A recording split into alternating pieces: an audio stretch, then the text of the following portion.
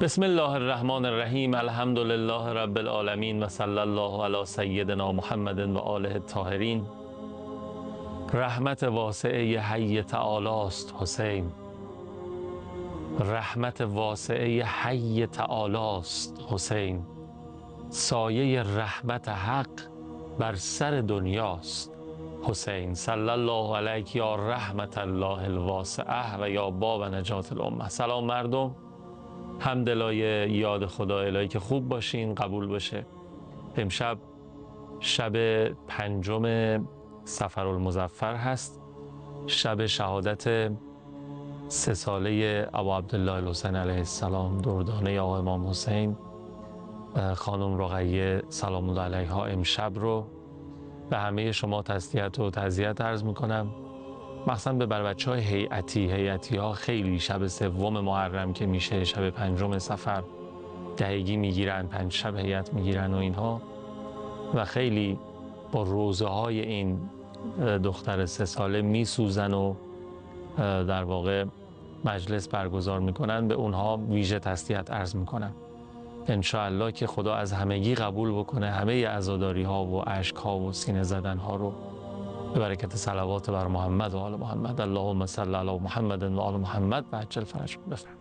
و اشهد ان الله منجز ما وعدک و مهلک من خذلک و معذب من قتلک و اشهد انک وفیت بعهد الله و جاهدت فی سبیله حتی اتاک الیقین فلعن الله من قتلک ولعن الله من ظلمک ولعن الله أمة سمعت بذلك فرضيت به. اللهم إني أشهدك أني ولي لمن والاه وعدو لمن عاداه بأبي أنت وأمي يا ابن رسول الله. أشهد أنك كنت نورا في الأسلاب الشامخة والأرحام المطهرة لم تنجسك الجاهلية بأنجاسهم ولم تلبسك المدلهمات من ثيابهم. وأشهد أنك من دعائم الدين وأركان المسلمين ومعقل المؤمنين. وأشهد أنك الإمام البر التقي الرضي الزكي الهادي المهدي.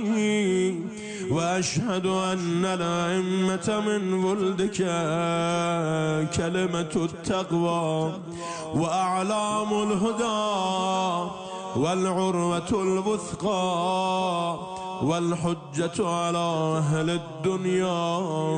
وأشهد أني بكم مؤمن وبإيابكم موقن بشرائع ديني وخواتيم عملي وقلبي لقلبكم سيل وأمري لأمركم متبع ونصرتي لكم معدة حتى يأذن الله لكم.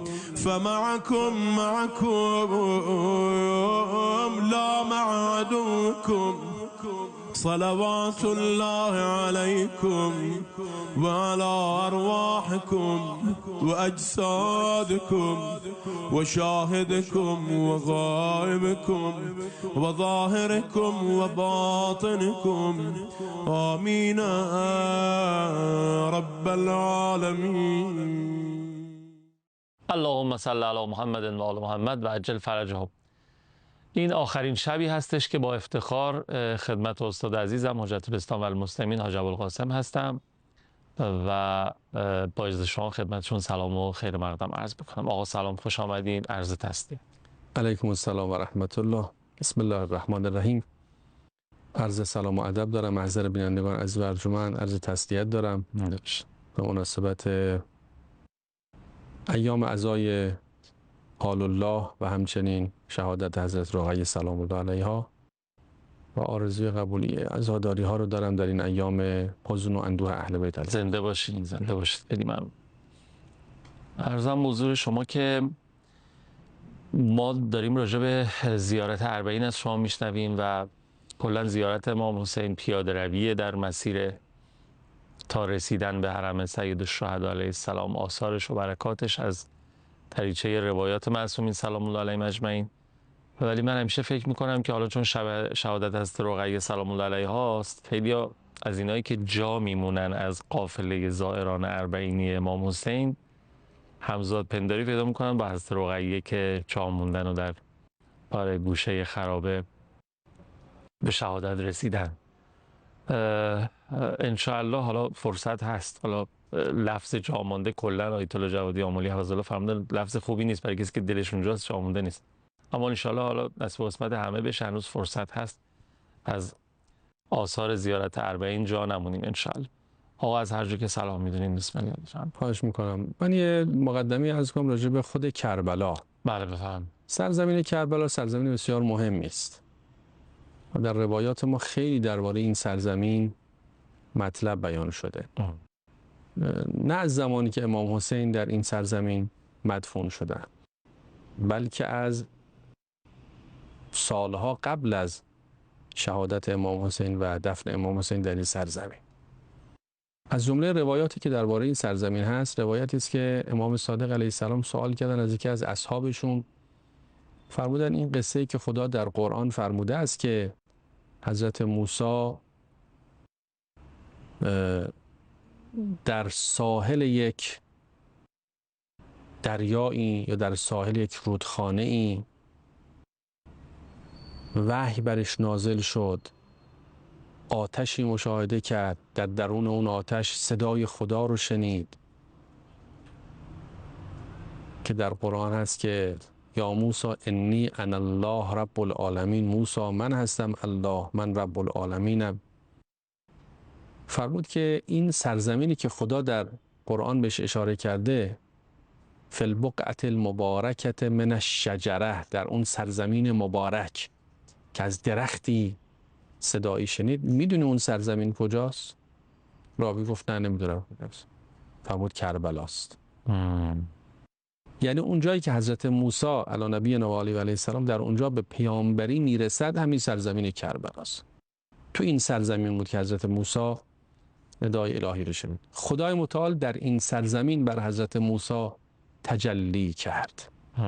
این سرزمین سرزمینی است که مورد عنایت خدای متعال قرار دارد. در این روایتی داریم که من زار الحسین علیه السلام به کربلا که من زار الله فی عرشه. خیلی روایت عجیب. آره امام رضا فرمودن به نظر. بله، میگه اگر کسی امام حسین رو در کربلا زیارت کند، مثل این است که خدا رو در عرش زیارت کرده است. یعنی چه خدا رو در عرش؟ یعنی که عرش الهی گویا همینجاست. اینجا تجلیگاه خداست. خدا در کربلا تجلی کرده، جلوه‌گری کرده است. خدا رو در کربلا می شود دید.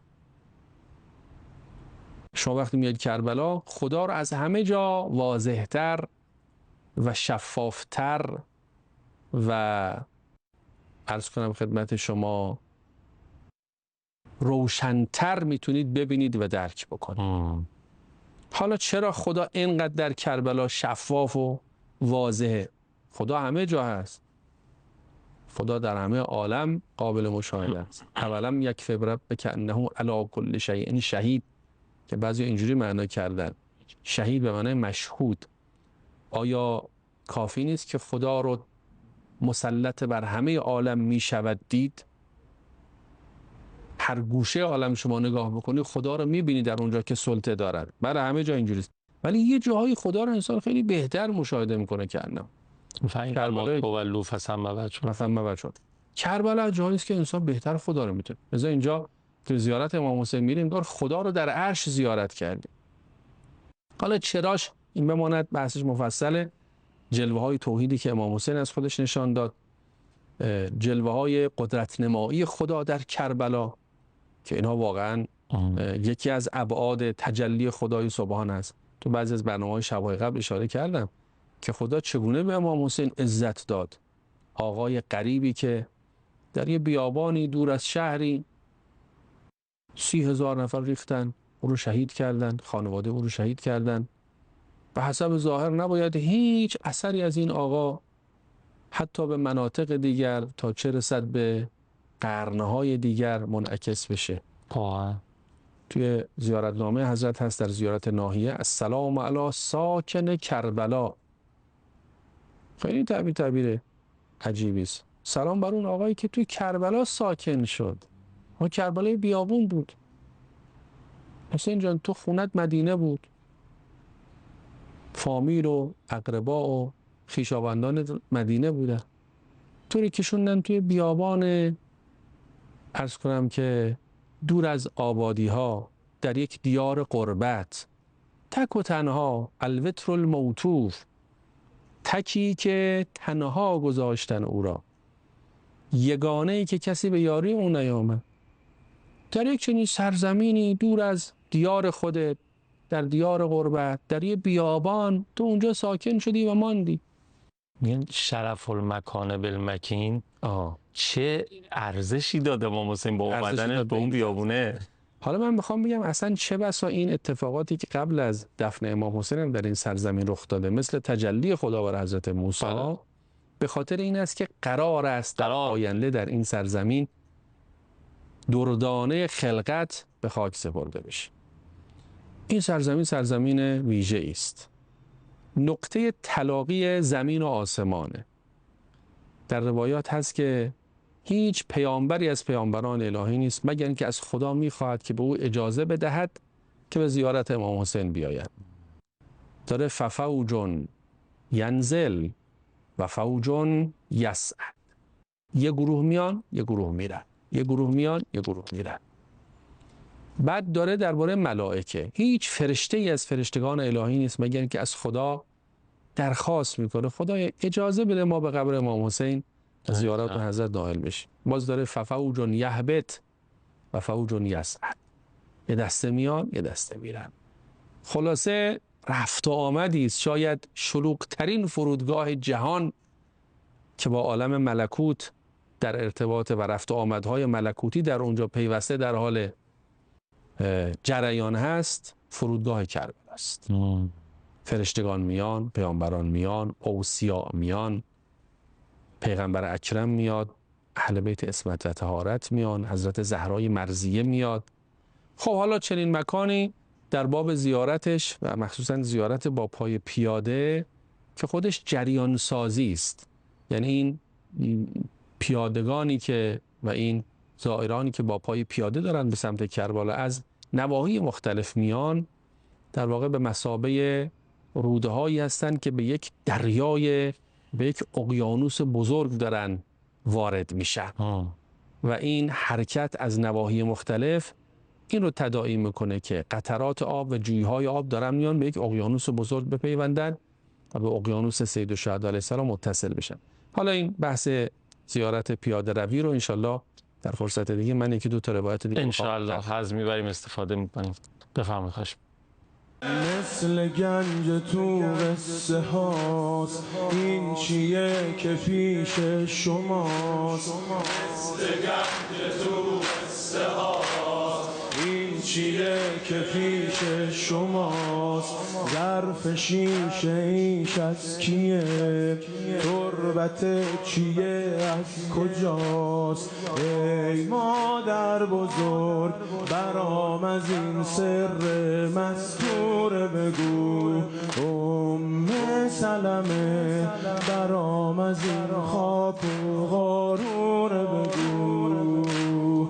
برات میگم عزیزم به شرطی دق نکنی.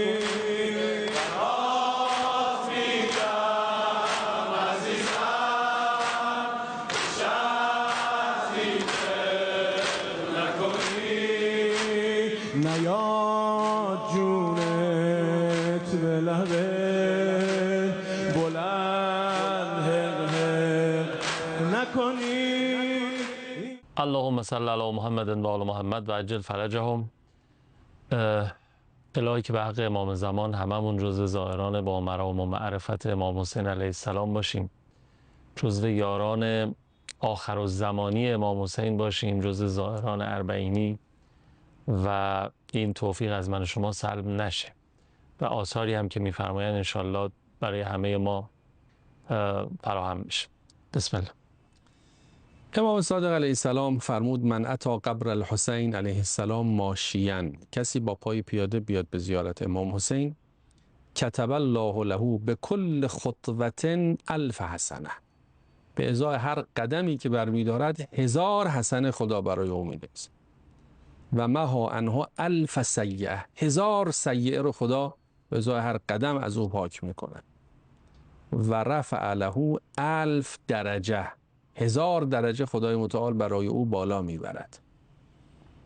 عرض کردم در برنامه قبل یا شاید همین برنامه که این اختلافی که در بعضی از روایات در میزان پاداش هست متناسب با نیت انسان ها، میزان خلوص نیت ها، میزان زحمتی که برای این سفرها میکشن و امثال اینها خواهد.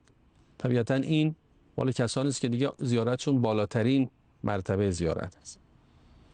بعد حضرت اینجا آداب زیارت رو بیان میکنه، میگه فاذا اتیت الفرات فاغتسل، در آب فرات غسل کن. البته حالا که تو کربلا هستن آبی که در هتل ها هست نوعا از همون آب فرات، لازم نیست برن حالا توی نهری جایی غسل بکنن، همون هتل غسل بکنن، در واقع غسل در آب فرات هست. و علق نعلیک، کفش خودتو از پا در بیار با پای برهنه. و میشه حافیان، اون از موسی که فرمودید فخلع نعلیک، این یادم اون فخلع نعلیک انک بالواد المقدس طوی، جا سرزمین مقدس است. و میشه مشی العبد الذلیل، فرمود مثل یک عبد ذلیل راه برو. عبد ذلیل چرا؟ عبد ذلیل کی؟ مؤمن عزیزه، چرا باید اینجا مثل عبد ذلیل راه بره؟ چون اینجا شما در برابر آقایی قرار گرفتید که بردگی اون آقا و بندگی اون آقا بزرگترین افتخار انسان به شمار. چرا؟ چون هر کس بنده اون آقا شد عزیز میشه، هر کس بنده اون آقا شد بنده خدا میشه. اون آقا بنده خودش و برده خودش را به بالاترین مقامات متصور میرسونه، کما اینکه این کار کرد. در کربلا یه غلام سیاهی بود، خیلی ماجرای این غلام سیاه لذت بخشه. اومد از امام حسین اجازه میدان رفتن گرفت، آقا اجازه نداده. این جمله گفت خیلی امام حسین دلشون سوخت. آقا چرا اجازه نمیدید؟ به خاطر اینکه رنگ من سیاهه، به خاطر اینکه بدن من بدبو هست، من رو قابل نمیدونید که فدای شما بشن. امام حسین فرمود این چه حرفی میزنی؟ ما همه بندگان خدا هست. دست به دعا برداشت، فرمود اللهم بیض وجهه و طیب ریحه، خدای او رو خوشبو کن، خدای چهره او رو روشن کن. نقل میکنن این برده سیاه‌پوست وقتی رفت و جنگید و شهید شد، بدن او یه عطر ویژه‌ای در بین بدنهای پاک شهدای کربلا. امام سجاد فرمودن 10 روز بعد از عاشورا بنی اسد از بوی مشک و عطر و گلابش تشخیص دادن، رفتن و دیدن صورتش هم سپید شده، چهره سفید. کسی برده این آقا باشه آقای عالم میشه. لذا اینجا میفرماید که مثل عبد ذلیل راه برو. سرتو بنداز پایین، اونجوری که حر وقتی میخواست بیاد خدمت امام حسین علیه السلام، در روایات هست که کفش های خودش رو به گردن انداخت، سپر خودش رو واژگون کرد، سر فرو افکنده، با پای برهنه آمد خدمت امام حسین. اگر اینطوری بری اون وقت امام حسین اونجوری که به حر گفت به تو هم میگه. ادب نوکریه دیگه، ادب نوکریه. امام حسین به هر چی فرمود؟ فرمود ارفع رأسک یتوب الله علیه. سرتو بالا بگیر. در خونه ما اومدی سربلندی. در خونه ما کسی سرافکنده و سرشکسته نیست. سرتو بالا بگیر. اگر تو با سر فرو افتاده رفتی، امام حسین میگه سرتو بالا بگیر. خدا توبه تو را میبخشه، میپذیرد و خدا به تو توجه میکنه. فرمود فاذا اتیت باب الحائر فکبر اربعا. وقتی رسیدید درب حائر حسینی، درب حرم امام حسین، 4 بار تکبیر بگو. الله اکبر بده. چرا باید الله اکبر بگیم؟ حالا این تکبیر خودش حکمتی داره. حکمتش نکات مختلفی به ذهن میرسه. یکی از نکات اینه که یه وقت نکنه در عظمت امام حسین به تردید بیفتی، نکنه در بزرگی امام حسین به شک بیفتی. خدا خیلی بزرگه و خدا انقدر قدرت داره که میتواند امام حسین رو انقدر بالا ببره و انقدر بزرگ بکنه که به وهم انسان ها این عظمت و این مقام خطور نمیکنه.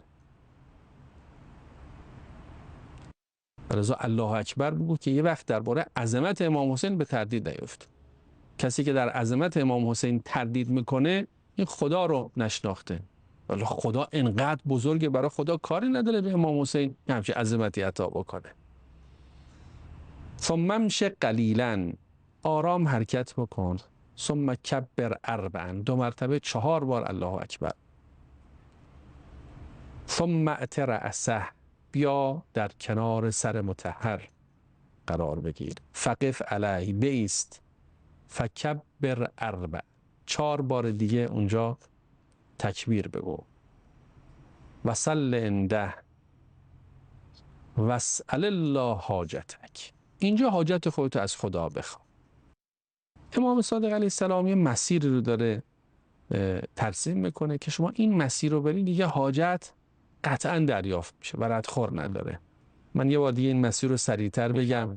فرمود با پای پیاده میای، به فرات که رسیدی غسل میکنی، بعد کفشتو در میاری، با پای برهنه میری، بعد مانند یک عبد ذلیل حرکت میکنی، با سر افکنده، با دل شکسته، با حالت افتادگی به درب حرم که رسیدی 4 بار تکبیر میگی، آرام آرام حرکت میکنی، نزدیک که شدی 2 مرتبه 4 بار تکبیر میگی، بعد میری کنار سر مطهر امام حسین می ایستی، 4 بار اونجا تکبیر میگی و بعد حاجت خودت از خدای متعال درخواست میکنی.